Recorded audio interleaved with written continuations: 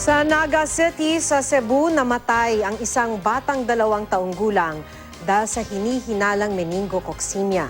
Bago namatay, ilang araw daw itong nakaranas ng matinding pag-ubo, sipon at lagnat. Makibalita tayo kay Chona Carrion ng GMA Cebu.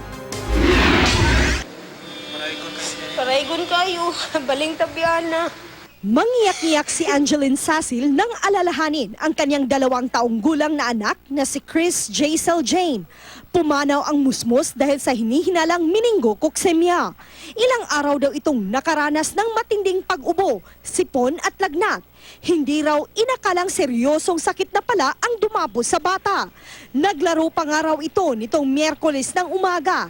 Lumala ang kalagayan ni Chris Jaisel kaya dinala na nila ito sa ospital sa araw ding yun. Una siyang na-admit sa Minglanilla District Hospital. Pero dahil hindi sapat ang pasilidad doon, inilipat siya kinagabihan sa Vicente Soto Memorial Medical Center. Halos bumigay na noon ang bata habang ginagamot ng mga doktor. Alas 8 ng gabi, binawian siya ng buhay. Base sa death certificate niya, septic shock due to suspected meningococcemia ang ikinamatay ng bata.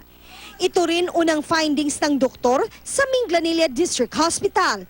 Dahil dito, nakiusap ang City Health Office sa pamilya ng biktima na kaagad nang ilibing ang labi nito dahil nakakahawa ang naturang sakit.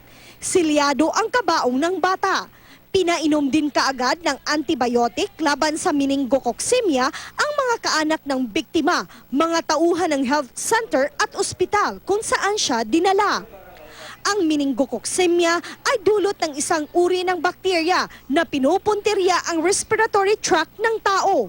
Paalala naman ng health office sa publiko, walang dapat ipangamba. Para maguna sa lawas.